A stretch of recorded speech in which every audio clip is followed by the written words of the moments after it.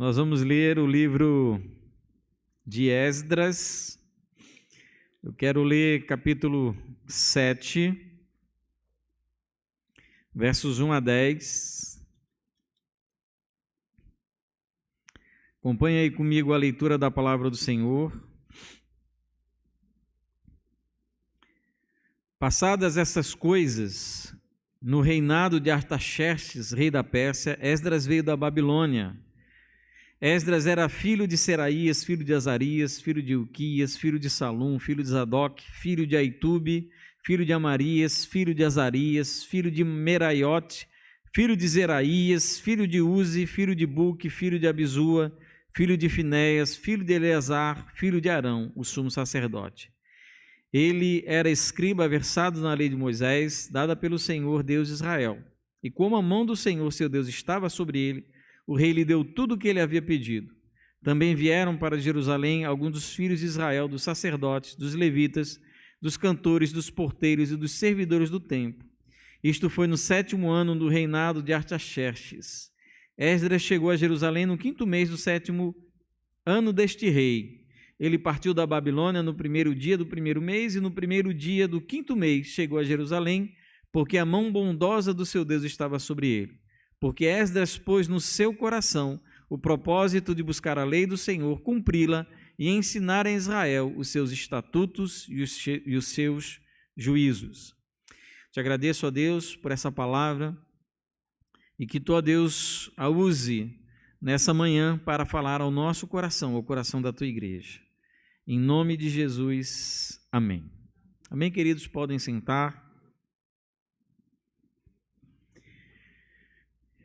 A reflexão dessa manhã, eu dei um título, e o meu medo foi que o título mudou com o texto. O título é Como Agir para Transformar. Não sei como é que está o seu coração hoje, olhando para a sua vida, para a vida da sua família, para a vida dos seus amigos, para a vida dessa sociedade, para as coisas que têm acontecido no nosso meio. Mas quando eu olho para tudo isso, olho para minha casa, olho para o meu trabalho, olho para a minha própria vida, para mim mesmo, eu sempre fico me perguntando o que eu preciso fazer para ser melhor, para transformar a minha realidade, para transformar a minha família, para transformar os meus amigos. O que falta, o que eu preciso para que a minha vida na escola, na faculdade, no trabalho, seja algo de mais impacto. Aquelas pessoas com as quais eu convivo que não conhecem a Deus, ou dizem que conhecem e não se importam com Ele, o que eu preciso fazer então para transformar a vida dessas pessoas?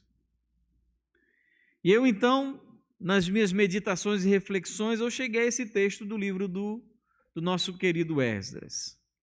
Mas eu preciso retomar um pouco da história para que nós entendamos sobre o que Esdras está vivendo. Quais as circunstâncias em que esse livro foi escrito? Nós temos acompanhado na nossa escola dominical, falando um pouco sobre o período da monarquia em Israel. E como eu falei hoje, a monarquia em Israel ela se divide em dois momentos, o chamado Reino Unido e o Reino Dividido. O Reino Unido tem 3 reis, Saul, Davi e Salomão. No ano de 930 a.C., após a morte de Salomão, começa a reinar o seu filho Roboão, que não tinha absolutamente nenhuma capacidade administrativa. E ele, com pouco tempo, teve a habilidade de dividir todo o reino. 10 tribos ao norte e 2 tribos ao sul. As 10 tribos ao norte tinham como capital a cidade de Samaria, e as 2 tribos que ficaram ao sul tinham como capital a cidade de Jerusalém. Jeroboão se tornou o primeiro rei na cidade de Samaria, do Reino do Norte, e Roboão, filho de Salomão, continuou como rei em Jerusalém. A destruição das 10 tribos ao norte aconteceu pelas mãos da Assíria. Talvez vocês consigam identificar bem o reino do norte se eu falar de um rei e a sua esposa, que são muito conhecidos nas Escrituras, Acabe e Jezabel. reinaram no norte. E também citar dois profetas que foram muito importantes para os reinos do norte, Elias e Eliseu. No ano de 722 a.C., a Assíria invade e assimila toda a nação de Israel, as 10 tribos do norte. Jerusalém, ou Judá, por sua vez, que seriam as 2 tribos ao sul, elas foram destruídas pela Babilônia no ano de 586 a.C. Quando a Babilônia invade, então, as 2 tribos do sul, levam cativeiros muitos daqueles habitantes de Jerusalém, pelo menos aqueles que eram mais conhecidos, sábios e poderosos. Vocês vão lembrar de Daniel e seus amigos que foram levados cativos para a Babilônia. O profeta Jeremias, ele profetizou durante esse tempo, já no final do Reino do Sul. E os livros de Esdras e Neemias, eles são escritos para narrar o retorno desses que foram cativeiros da Babilônia novamente para Jerusalém. E nesses 2 livros, Esdras e Neemias, que antigamente eles compunham um livro apenas, eles vão narrar a história de 3 personagens muito importantes na história da Bíblia. O primeiro é Zorobabel. Zorobabel, ele volta para Jerusalém, ele sai da Babilônia e volta para Jerusalém no ano de 536 a.C. E ele foi o homem responsável por liderar a reconstrução do Templo de Jerusalém. Você vê isso em Esdras capítulo 1 a capítulo 6, você vai ter como figura proeminente o sacerdote Zorobabel. Ele volta com o propósito e com a ordem de reconstruir o Templo de Jerusalém.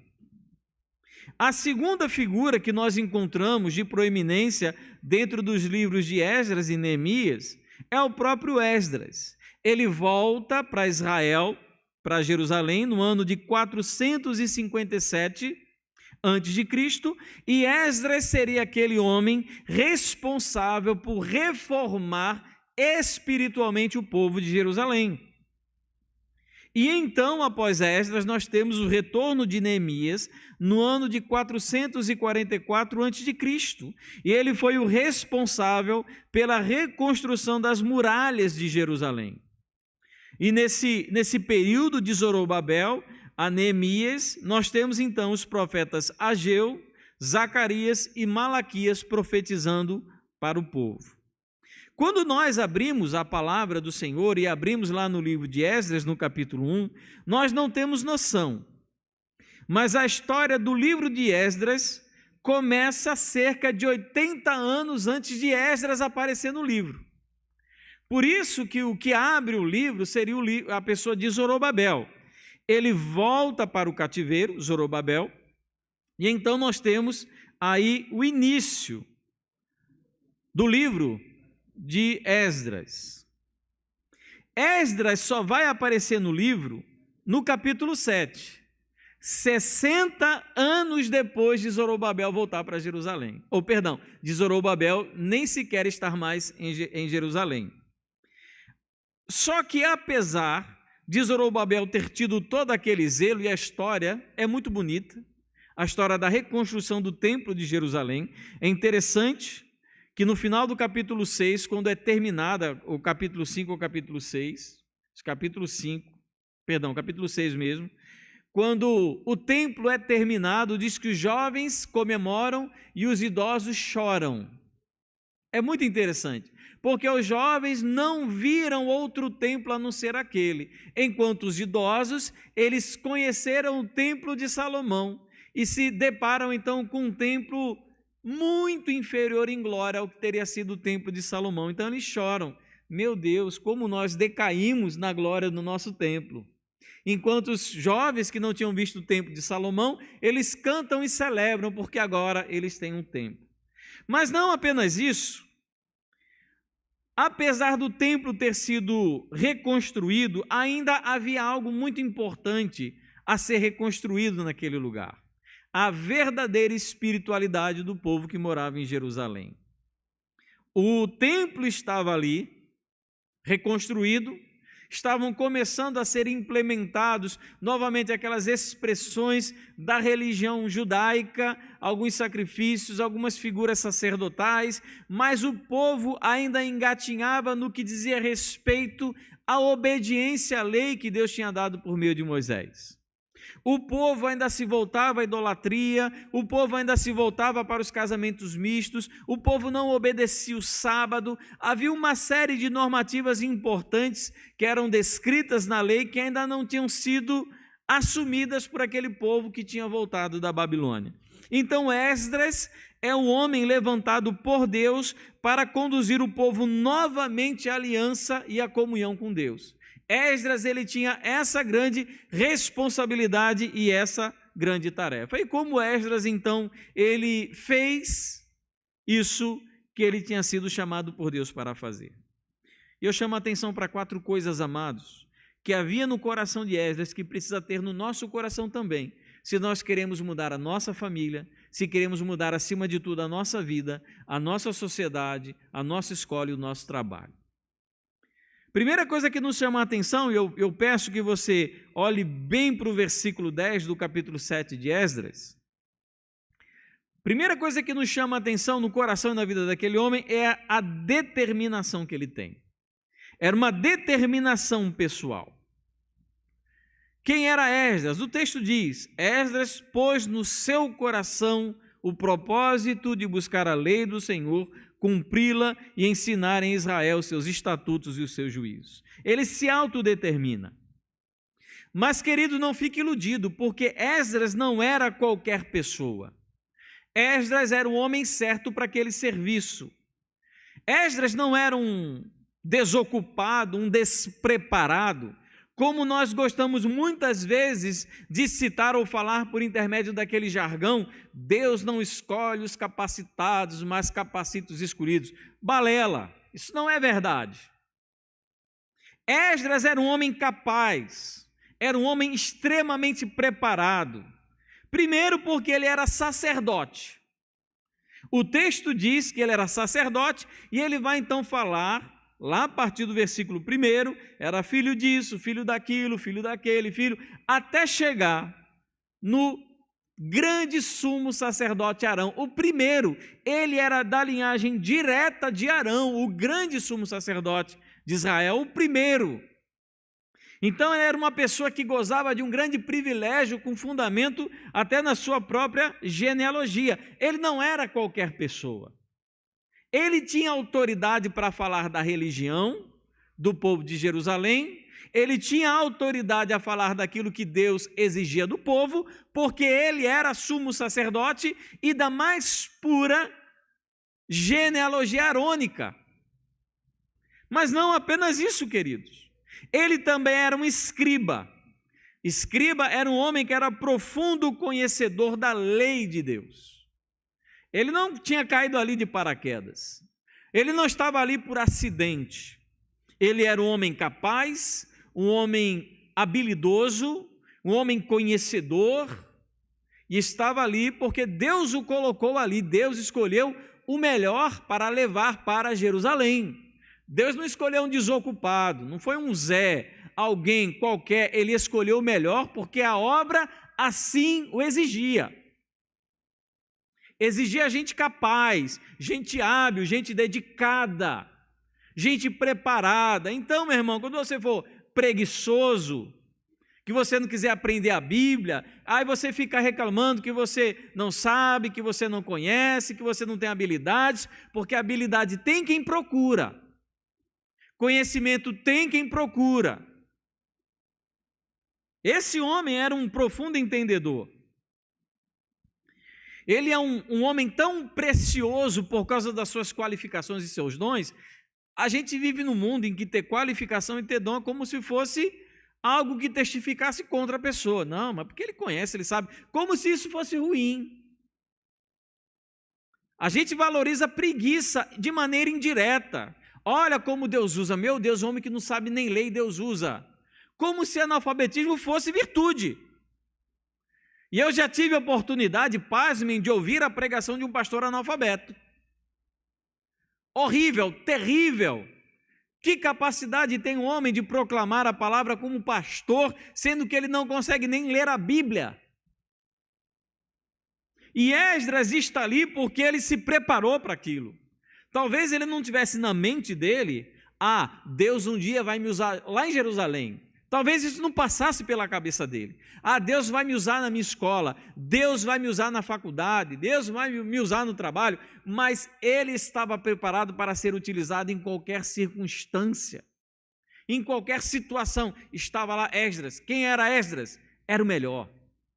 Era o maior conhecedor, o mais destro, o mais hábil no que diz respeito ao conhecimento da palavra. É tão importante a figura de Esdras que ele aparece no livro de Neemias, capítulo 8. Depois você pode ler. Lendo e ensinando a lei, de maneira que houvesse um grande despertamento espiritual no povo. Foi o homem que Deus usou para levantar esse grande movimento de retorno a Deus, de buscar novamente a lei do Senhor, de se dedicar a ele. Esdras. Então Esdras, ele era a pessoa certa para aquele serviço. Eu não sei se você é a pessoa certa para fazer o que precisa ser feito nesse mundo.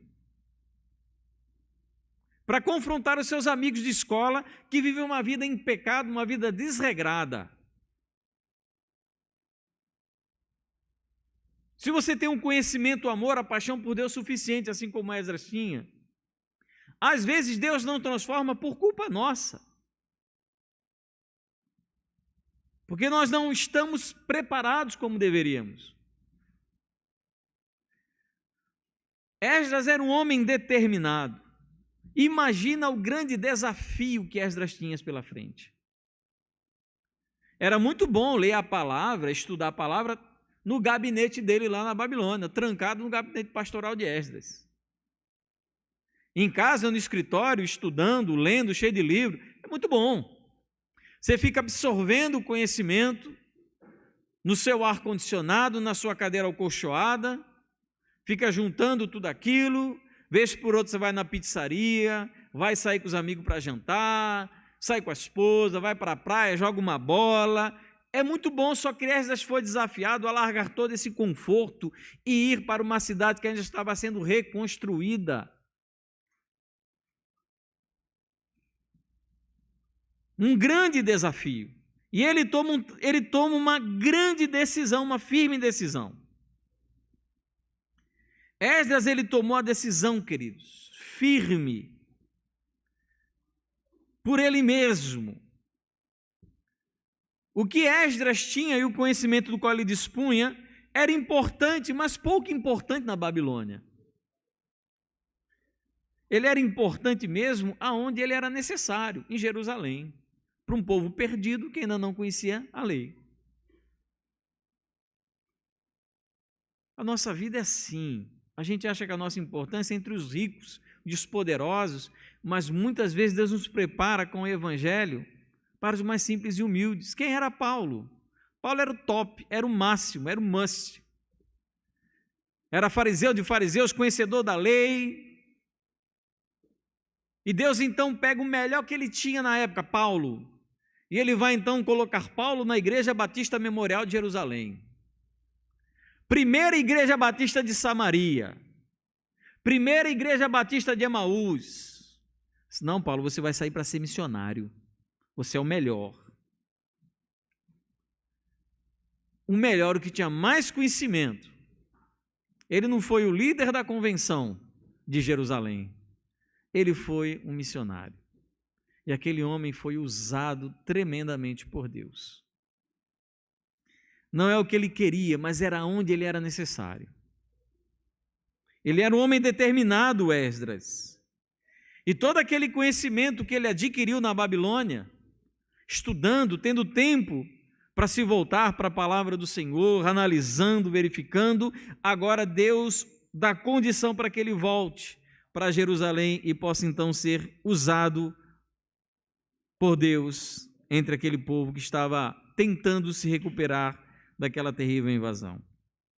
Antes de qualquer coisa, Esdras dispôs firmemente o seu coração.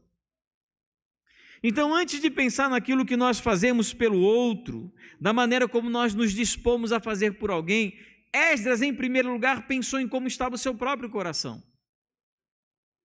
É muito fácil a gente falar de regras e coisas para as outras e demais pessoas, nós lermos versículos, citarmos textos muitas vezes decorados para os outros.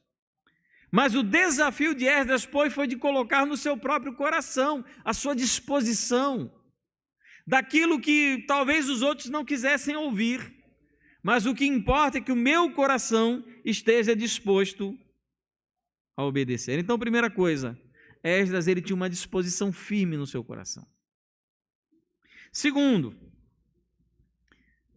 essa disposição era uma disposição de buscar a lei do Senhor. O primeiro propósito de Esdras foi de buscar a lei do Senhor. Qual seria a bússola para dar a direção da conversão de Judá? Qual é a bússola que nós vamos usar para conduzir a sociedade, a nossa casa, a nossa família, o nosso trabalho, as nossas relações, em relações transformadas pelo poder de Deus? É a palavra. Mas antes que eu possa usar a palavra para os outros, eu preciso aprender a colocar a palavra no meu próprio coração. Por isso, Esdras diz que dispôs no seu coração buscar a lei do Senhor. A lei do Senhor, antes de ser um remédio para os outros, é uma vacina para mim. Esdras, ele não pode decidir pela sua família. Ele não pode decidir pelos outros, ele não pode decidir por Jerusalém, assim como eu não posso decidir pelos meus colegas de trabalho, pela minha família, pelos meus amigos. Eu não posso decidir por eles, mas eu posso decidir por mim. Aquilo que eu faço ou deixo de fazer, como eu leio e absorvo e aplico a minha vida a palavra, depende de mim, não depende dos outros. Diante de uma tarefa tão difícil, por isso que a Bíblia diz, acima de tudo que se deve guardar, guarda o teu coração, porque dele procede as fontes da vida. Como nós cercamos e guardamos o nosso coração? Com a palavra do Senhor.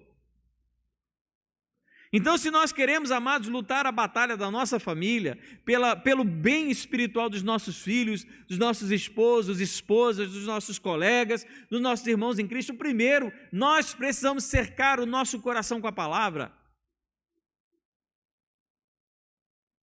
E Esdras, então, se empenha pela sua própria vida. Talvez os outros não obedeçam, talvez os outros não aceitem, mas a minha decisão pessoal, a minha direção, as minhas decisões, as minhas ações serão tomadas segundo aquilo que diz a palavra do Senhor. Mas me criticam, falam contra mim, você é muito cri-cri, você é muito religioso, você é muito quadrado. Não importa, porque o meu coração já está plenamente tomado pela palavra.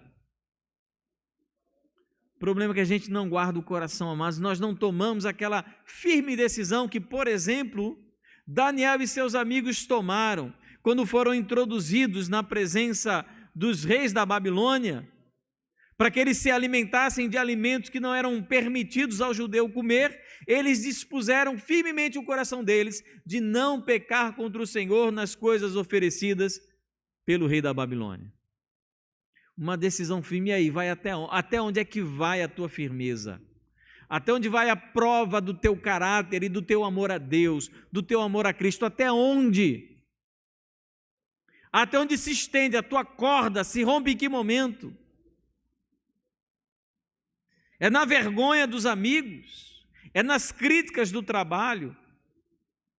Como eu lembro, eu na universidade, já contei essa experiência aqui, eu fui defender um princípio bíblico sobre o sexo após o casamento, e os colegas então falando sobre sexo na adolescência, e eu disse que algo bom seria que jovens, ou que se criasse uma campanha do governo que desestimulasse a sexualidade na adolescência, e parece que eu tinha, não sei, xingado a mãe de alguém ali, porque se voltaram contra mim. Eu disse, olha, pelo que eu saiba, cientificamente é impossível ter filho se você não faz sexo.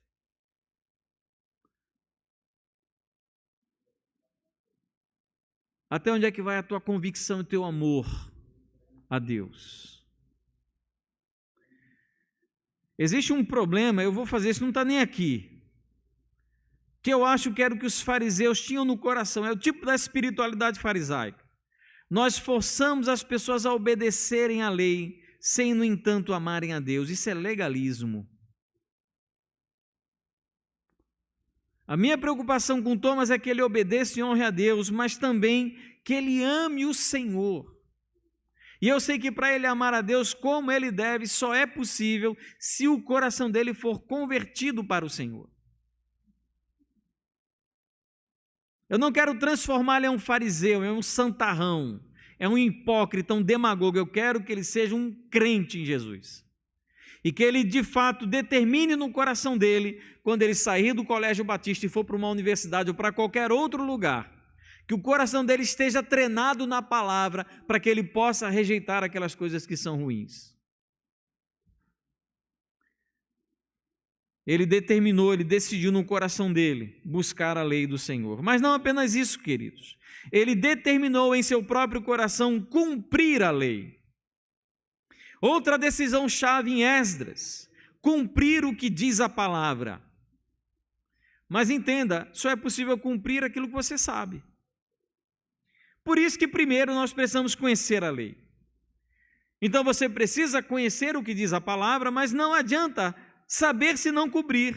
Tiago, capítulo 1, 22 a 25, nos chama a atenção para a necessidade de não sermos apenas ouvintes, mas também praticantes da palavra. Principalmente diante de ambientes desafiadores e desajustados. Andando lá pelo setor 2 da UFRN, naquele ambiente tomado por cheiro de maconha, em que você precisa ser luz naquele lugar. Em que você ouve todo tipo de barbaridade, que vocês podem imaginar, não vou falar aqui, eu não estou falando dos alunos, estou falando de professor, coisas assim bárbaras, coisas que são até crime. Sugestão de crime. Num ambiente profundamente desafiador. Eu lembro que quando entrei na universidade, colegas meus eram filhos de pastores, crentes, e terminaram um curso completamente ateu. A culpa é do curso? Não, a culpa é do coração, daquela pessoa que não se guarda e que talvez nem de fato conheça Deus de verdade. Cumprir a lei. Esse cumprir a lei em ambientes desafiadores importa em duas coisas. Primeiro, a força das nossas convicções. Como a palavra está arraigada no nosso coração. O quanto ela está ali. O quanto ela faz parte da tua natureza. Sabe aquele coração flamenguista, aquele cara que é Flamengo? Eu conheci uma pessoa assim, tudo na casa dele era vermelho e preto, tudo. Era o banco era vermelho e preto, a mesa era vermelho e preta, tudo vermelho e preto. Menina, era uma coisa assim. Mas o coração dele era flamenguista. Ele não era crente, não. Mas o que é importante é como o nosso coração consegue ter profundamente, de maneira arraigada, essas verdades. Ou se é fácil removê-las só com um discurso. Só com aquele bababá de, sabe, as coisas vieram do nada, o Big Bang, e já havia energia eterna no universo, deu uma grande explosão e assim começou o universo. E você, ai meu Deus, a minha fé foi abalada. Não, porque o homem veio num primata e, ai meu Deus, a minha fé foi abalada por qualquer coisa. É porque a palavra não está de maneira profundamente arraigada no coração da pessoa, por isso ela se abala por qualquer coisa. Eu lembro uma vez numa aula de antropologia, conversando com a professora dando aula, e ela citou esse fato de que se você comparar o DNA do chimpanzé com o do humano, 95% é igual, de acordo com ela, não sei se é verdade, eu estou falando como ela disse. Eu cheguei, professora, me diga o seguinte, 5% de diferença, mas eu consigo diferenciar a senhora de uma macaca. Por quê? Aí a resposta dela foi, não sei. 5%. Não foi nem, eu não fui procurar num livro de biologia esse argumento, não. Isso veio na hora. Aquele gracejo, professora, mas eu estou olhando para a senhora e não consigo ver uma macaca. Eu vejo um ser humano com inteligência infinitamente superior a de um símio, a de um primata. O quão profundamente a palavra está arraigada no nosso coração a ponto de nada poder tirar a palavra dali. Nenhum argumento. E segundo, a força das ações, o quão disposto você está a obedecer o que Deus diz. Nem sempre, talvez na maioria das vezes, as circunstâncias sejam favoráveis a homens e mulheres que amem a Deus e a sua palavra. Nós não encontramos muitos amigos que vão defender a nossa causa, sendo eles incrédulos. Se você se manifesta como crente na universidade, dificilmente alguém vai levantar a seu favor, mesmo sendo seu grande amigo da universidade. Não, vamos respeitar porque ele é cristão. Talvez seja o primeiro a lançar pedra. Então, como nós nos decidimos a agir como crentes no meio de uma sociedade como essa, foi assim que Esdras, ele decidiu, colocou no seu coração o desejo de guardar a palavra do Senhor e de cumpri-la, independente de qualquer circunstância. Uma vez eu fui convidado, quando eu trabalhei com condomínio, o primeiro condomínio que eu trabalhei, era uma empresa lá de São Paulo, e a Ana Laura vai gostar dessa. E tinha a pessoa responsável pelo condomínio, era uma pessoa lá de São Paulo. E essa mulher, uma vez, ela veio aqui a Natal, e a gente teve um encontro com ela, né, para falar do condomínio, não sei o quê, e um rapaz que era da empresa, que prestava serviço de administração de condomínio para esse condomínio, disse: rapaz, tu viu que galega bonita? Ela disse assim: meu amigo, quem tem uma mulher bonita como a minha, não se impressiona com qualquer coisa. E eu lembro que a gente tinha outras mulheres também que trabalhavam lá, e ela disse assim: tá vendo? Qual é, queridos, a nossa capacidade de ação em meio a esse mover de impiedade, incredulidade que a gente vivencia? Não é no Japão, é do nosso vizinho, no bairro que a gente mora. Como a gente reage a tudo isso? Não, eu vou fazer o que a Bíblia diz, eu vou obedecer a palavra. Não, mas porque isso é ideologia, que é das classes dominantes que visam subjugar os pobres. Meu amigo, se dane, eu vou obedecer o que diz a palavra. Não, porque você é um hétero, cis, preconceituoso, é homem branco, machista, misógino. Não, mas eu vou obedecer o que diz a palavra. Pode ofender, pode falar, dizer que eu sou retrógrado, dizer que eu sou obscurantista. Estou nem aí, meu irmão, eu vou obedecer o que diz a palavra. A maioria das vezes os nossos ambientes são ambientes difíceis de lidar. Nosso bairro, os nossos convívios sociais, pessoas que já usaram drogas, ou estão usando, ou começam a se voltar para a criminalidade, para a promiscuidade, para o álcool. E como então eu reajo diante disso tudo? Meu irmão, vamos lá, cara, é um barato, é muito legal, é gostoso, a gente entra numa vibe, não sei o quê, e todo mundo vai, e você, como o único da turma que é crente, você tem que dizer: meu irmão, me perdoe, sou seu amigo, mas eu não faço porque a Bíblia diz que isso é errado. Qual é a firmeza do nosso coração que determina as nossas ações? Tem que ser a palavra do Senhor. E por fim, ele pôs no seu coração ensinar a lei do Senhor.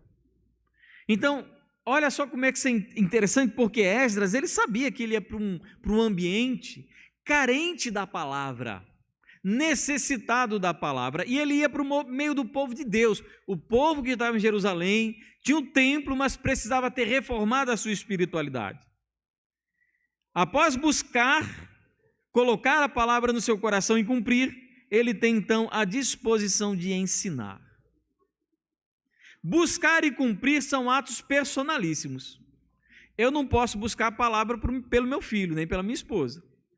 A palavra está no meu coração, é uma atitude pessoal. Dizem respeito apenas a você. Eu posso obedecer a palavra, agora eu não posso exigir que as pessoas obedeçam. Mas eu posso ensinar o que ela diz aos outros.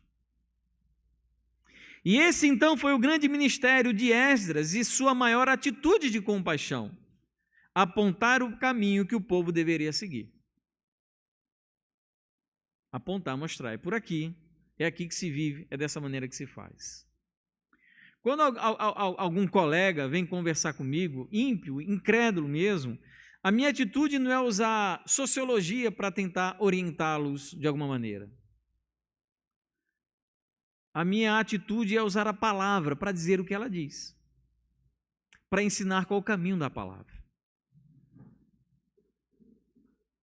Foi um ato de grande compaixão da parte de Esdras compartilhar aquilo que ele sabia e aquilo que ele vivia, alertar contra o pecado, mostrar a insatisfação de Deus. Muitas vezes, por conta da nossa amizade, do nosso apego e do nosso medo de perder amigos, a gente vê o pecado e a gente se cala. Meu irmão, não faça isso não, que Deus não gosta disso que você está fazendo. É amigo, é legal, a gente não quer passar por feio, não quer passar por chato. Então a gente acaba entrando, se omitindo, se acovardando diante do desafio de mostrar aquilo que a gente acredita. Que na verdade talvez a gente não diga porque a gente não acredita. Ou não acredita tanto quanto deveria.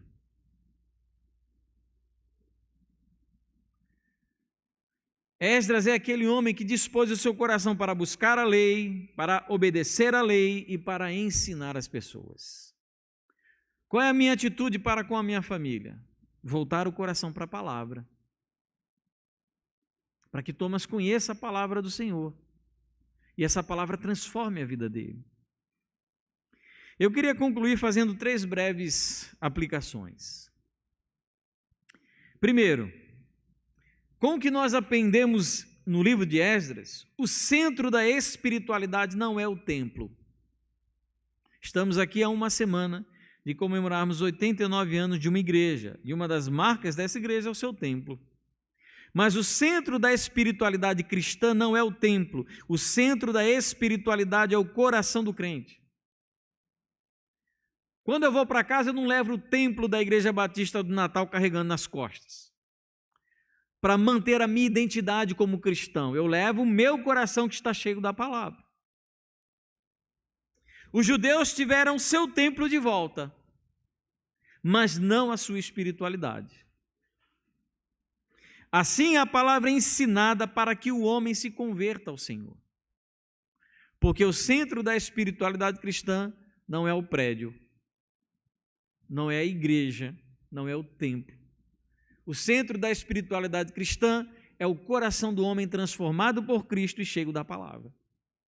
Por isso, aonde eu vou, eu sou um crente. Aonde eu vou, eu sou um cristão.